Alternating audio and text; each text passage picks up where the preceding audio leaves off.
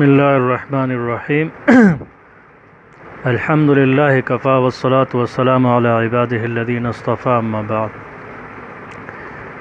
یہ ایک بحث چلی ہے گروپ کے اندر جہاں مجھے ایڈ کیا گیا ہے کہ نماز حنفی اور نماز محمدی، بعض لوگ جو ہے جو جمہوری امت کے مسلمہ عقائد ہے، نظریات ہے، تو ان کو ردی کے ٹوکرے میں ڈال دیتے ہیں اور دعویٰ یہ کرتے ہیں کہ ہم براہ راست قرآن کو سمجھتے ہیں اور براہ راست ہم حدیث کو سمجھتے ہیں، ہم تدبر کر کے اس سے رہنمائی حاصل کر سکتے ہیں۔ یہاں تک کہ انہوں نے بعض موقع پہ صحابہ کرام رضی اللہ عنہم اجمعین کے اجماعی مسائل کو بھی پس پش ڈال دیا۔ تو بہرحال جو فقہ حنفی میں حنفی کا جو طریقہ نماز ہے تو یہ احادیث نبویہ کے بالکل عین مطابق ہے، مخالف نہیں ہے۔ لیکن بعض حضرات جو اپنے عقل اور قیاس کے متبع ہو جاتے ہیں تو وہ دجل اور فریب کے کیا ہو جاتے ہیں، وہ شکار ہو جاتے ہیں۔ تو بہرحال جس گروپ میں ہم ہیں اس میں بھی یہی بات ہے کہ ایک طرف سے نماز حنفی کو کہا جاتا ہے تو دوسری طرف نماز محمدی کی بات کی جاتی ہے۔ اب نماز حنفی کے مقابلے میں محمدی کہنا کیا مطلب ہے اس کا؟ کیا اس کا یہ مطلب ہے کہ جو حنفیہ طریق نماز ہے یہ سنت کے مخالف ہے، اس لیے آپ کہتے ہیں کہ ہم نماز محمدی پڑھتے ہیں، ہم نماز محمدی کے دلائل دیتے ہیں، تم اپنے نماز حنفی کو دلائل سے ثابت کرو۔ تو لہٰذا حنفی نماز کو اور جو حنفی طریقے پہ نماز پڑھتے ہیں ان کے بارے میں الزام لگایا جاتا ہے کہ یہ سنت کے مخالف ہے۔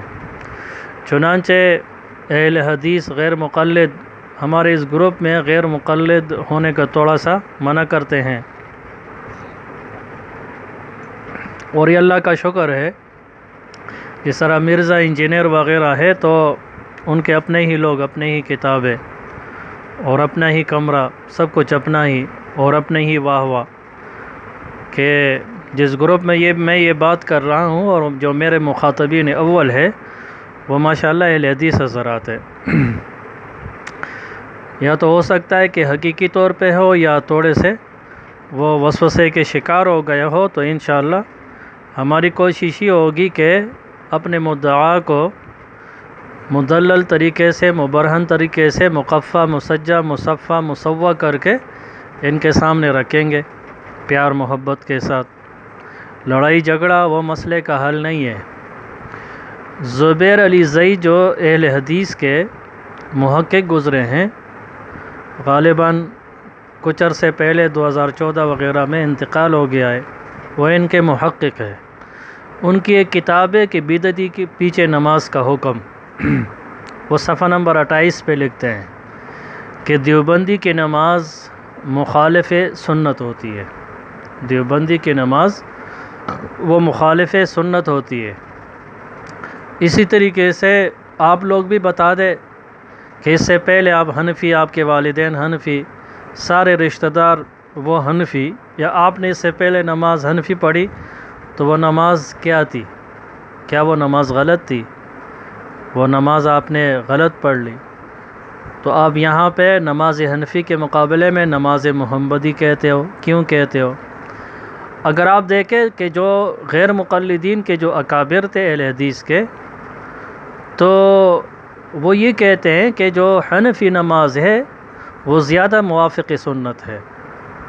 چنانچہ نواب صدیق حسن خان کو لے لے جو اہل حدیث حضرات کے سرخیل ہے اور ان کا بزرگوں میں اور اکابر میں شمار ہوتا ہے، وہ اپنی کتاب مآثر صدیقی حصہ چہارم صفحہ نمبر 6 پہ اور سوانح نواب صدیق حسن خان صفحہ 28 پہ اور ابقاء المنن صفحہ 32 پہ لکھتے ہیں کہ اس لیے شاہ ولی اللہ صاحب نے یہ فرمایا ہے کہ تمام مذاہب میں حدیث سے زیادہ موافق وہ مذہب حنفی ہے، اور ان کے بیٹے نواب صاحب کے بیٹے ان کے احوال میں لکھتے ہیں کہ والاجا مرحوم نماز پنجگانہ وہ حنفی طریقے پہ پڑھتے تھے۔ یہ بیٹا اپنے والد کے بارے میں لکھتے ہیں۔ البتہ ان کو فاتحہ خلف الامام اور اول وقت کا خاص اہتمام رہتا تھا، 2 مسئلوں کے علاوہ باقی وہ حنفی مسلک کے موافق تھے اور اسی کے موافق نماز پڑھنے کو ارجح سمجھتے تھے نواب صاحب۔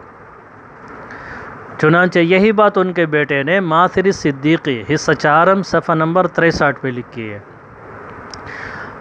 یہ حضرت جاز شاہ پلواری صاحب نواب صاحب کے بارے میں لکھتے ہیں کہ سب سے زیادہ عجیب بات یہ ہے کہ وہ حنفی طریقے نماز کو اقرب الی السنت سمجھتے تھے۔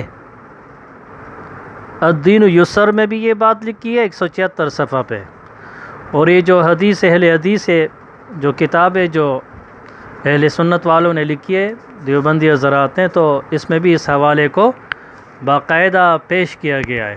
تو بہرحال ان کے بارے میں باقاعدہ منقول ہے نواب صاحب کے بارے میں کہ وہ باقاعدہ اس کو اقرب الی سنت سمجھتے تھے۔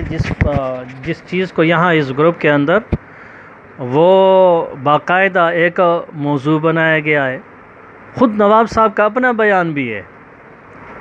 وہ ابقاء المنن یہ صفحہ نمبر 26 پہ وہ لکھتے ہیں کہ عبور کے بعد عبور کے مذاہب اربعہ پر میں نے اتباع دلیل اختیار کیا ہے کہ جو مذہب موافق دلیل قوی اور صحیح کہ ہوتا ہے تو میرا اختیار وہی ہے، خواہ وہ مذہب حنفی ہو، شافعی ہو، مالکی ہو، حنبلی ہو۔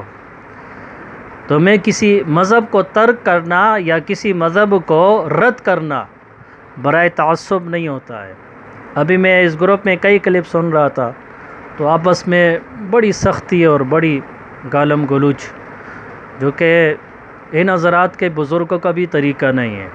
نواب صاحب کے بارے میں آپ دیکھ لیں کہ وہ خود فرما رہے کہ کسی مذہب کو چھوڑنا، ترک کرنا یا رد کرنا وہ تعصب کے نہیں کرتا ہوں، اور نہ کسی مذہب کا اخذ برائے ہوائے نفس کے میں کرتا ہوں۔ ابقاء المنن کے اندر یہ لکھا ہے۔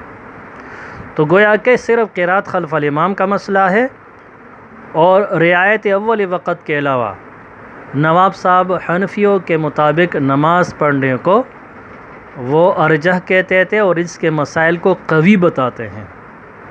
یہ آپ کے اعلی حضرت ہے جو یہ فرما رہے ہیں، میں نہیں کہہ رہا، آپ کے اعلی حضرت فرما رہے ہیں۔ اور اہل حدیث کے جو شیخ الکل ہے مولانا نذیر حسین دہلوی رحمہ اللہ، مدت العمر شاہی مسجد جو دہلوی تھی، تو وہ حنفی امام کے پیچھے نماز پڑھتے تھے، نماز جمعہ۔ معیار الحق کے مقدمہ کو دیکھ لینا، وہاں آپ کو یہ مسئلہ مل جائے گا۔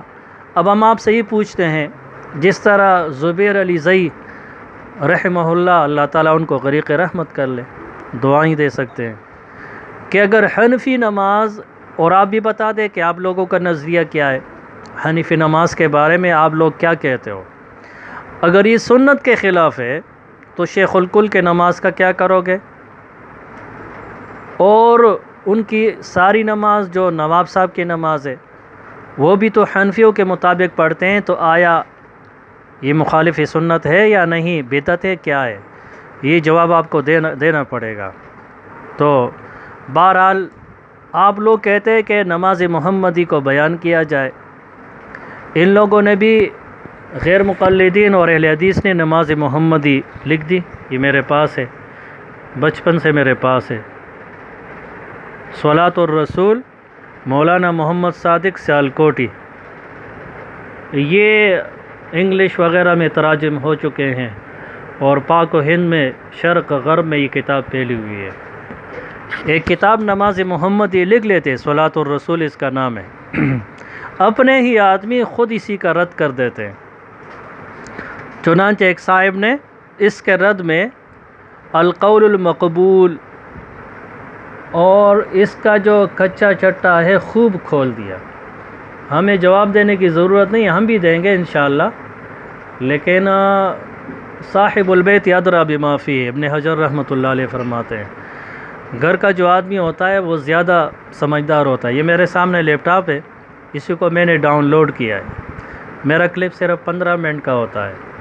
اس میں یہ لکھتے ہیں اسی نماز محمدی جس کے آپ لوگ مطالبہ کر رہے ہیں، اور اس کو انشاءاللہ ہم تفصیل سے بیان کر رہے ہیں کہ اس بنا پر میں نے اپنے پہلے پروگرام میں تبدیلی کر دی، اور اس کے اندر کتاب کے اندر بعض کمزوریاں اور خامیاں میرے سامنے آئیں، اسی کتاب کے بارے میں کہہ رہے ہیں، نماز محمدی کے بارے میں، اور مختلف نوعیت کے ہیں جن کے اپنے اپنے مقامات پر نشاندہی کی گئی ہے۔ یہاں مثال کے طور پہ ان پہ بعض کمزوریاں کا ذکر کیا جاتا ہے۔ مثلا نمبر 1 لکھا ہے کہ بعض مسائل میں عدم تحقیق، تفصیل میں بعد میں جاؤں گا، اس کی تفصیل لکھیے۔ نمبر 2 ضعیف احادیث نماز محمدی کے اندر، اس کی بھرمار ہے، احادیث کے تخریج میں اوہام ہے، وہم بیچارے کو بہت لگتا ہے، اور بعض احادیث کی تخریج میں کوتاہی۔ یہ خود اہل حدیث کے خلاف بول رہا ہے، ہم نہیں کہہ رہے۔ آپ ناراض نہ ہو، ایسا نہ ہو کہ آپ لوگ گالیاں شروع کر دو، اور اس طرح بہت ساری باتیں ہیں جو ہم وقتاً فوقتاً انشاءاللہ بتاتے رہیں گے۔ اب جب یہ کتاب آ گئی تو بیچارے تو ہکلا گئے، پریشان ہو گئے۔ زبیر علی زئی نے غلام مصطفیٰ جو ظہیر تھا اس کے ساتھ مل کے پھر جو یہ صلاۃ الرسول ہے نا، یہ کتاب، اس کی تحقیق و تخریج شروع کر دی باقاعدہ۔ اور کس لیے؟ تاکہ اس کے جو اوہام اور غلطیاں آئے اس پہ پردہ ڈالا جا سکے۔ چنانچہ وہ کہتے ہیں کہ وہ اس میں معذور قرار دیتے ہیں، چاہیے تو یہ تھا کہ اس کو رد کر دیتے، جس طرح دیوبندیوں کی معمولی سی بات کو بھی بڑا چڑھا کے پیش کر دیتے ہیں۔ اس کے بارے میں کیا لکھتے ہیں زبیر علی زئی صاحب کہ حکیم صاحب رحمہ اللہ معذور ہے، انہوں نے حسب استطاعت احادیث کو باحوالہ نقل کیا ہے، اور تخریج احادیث اور تحقیق نصوص کا ان کے دور میں عام رواج نہیں تھا۔ یہ علم اب آیا، یعنی اس کا مطلب ہے اب الحمدللہ کتب احادیث کی کثرت اور نایاب کتابوں کے منظر عام پر آنے کی وجہ سے تحقیق کا کام آسان ہو گیا ہے۔ فضائل اعمال میں ضعیف احادیث کا لے آنا صرف حکیم محمد صادق رحمہ اللہ پر ہی موقوف نہیں ہے، اپنے بندے کو لتاڑنے کے لیے پھر دیوبندیوں کو لتاڑ رہا ہے، بلکہ دیوبندیوں اور بریلیوں کے مستند علماء اور حنفی فقہاء نے اپنی تصانیف کو ضعیف بلکہ موضوع روایات سے بھر رکھا ہے۔ مثلا شیخ زکریا سہارنپوری صاحب کی کتاب فضائل اعمال وغیرہ۔ تسہیل الوصول الی تخریج صلاۃ الرسول صفحہ 19 پہ زبیر علی زئی رحمہ اللہ نے یہ بات لکھی ہے۔ وہ تو برملا اعلان کر لیتے ہیں کہ ہم نیا مذہب بنا لیتے ہیں، جس طرح اہل حدیث غیر مقلد آئے دن کوئی نیا مذہب بنا لیتے ہیں، بجائے اس کے کہ غیر ثابت کو ثابت قرار دے کے پیغمبر علیہ الصلاۃ والسلام پہ افتراء کیا ہے۔ اور یہ کوئی نیا مذہب بنانا، یہ کوئی ان کے تو بائیں ہاتھ کا کھیل ہے، جس طرح مرزا انجینئر صاحب نے علمی کتابی ایک مذہب بنا دیا، علمی کتابی ایک مذہب بنا دیا۔ تو بہرحال یہ ان کو چاہیے تھا کہ انصاف سے کام لیتے اور انصاف کی بات کر دیتے۔ اب یہ ضعیف حدیث اوہام اور غلطیوں سے بھرا ہوا ہے، جس کو انشاءاللہ ہم نماز حنفی مدلل جب ہم بیان کریں گے تو باقاعدہ اس کو ساتھ رکھیں گے، تاکہ ہمارے گروپ کے ساتھی جو ہمارے اولین مخاطبین ہے یہ بھی مطمئن رہے، اور ہماری کوشش رہے گی کہ مدلل طریقے سے بات پیش کریں گے۔ تو بہرحال انہوں نے جو ضعیف روایتیں ان کو جمع کرا کے حسن لغیرہ بنا کے قبول کر لیا۔ حالانکہ زبیر علی زئی کے نزدیک الحدیث کتاب جو انہوں نے لکھی ہوئی ہے صفحہ نمبر 14 دے کے صفحہ نمبر 16 دے کے اس میں ضعیف قرار دیا کہ حسن لغیرہ بھی ضعیف ہے، تو وہاں ضعیف اور یہاں صحیح ہو گیا۔ جب ان کی اپنی یہ حالت ہے تو نماز حنفی جو کہ مضبوط ہے، اس کو کیسے یہ لوگ ثابت کریں گے کہ یہ کمزور ہے؟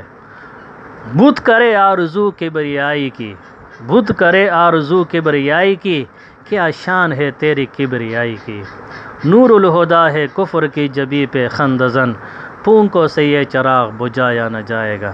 وآخر دعوانا ان الحمدللہ رب العالمین۔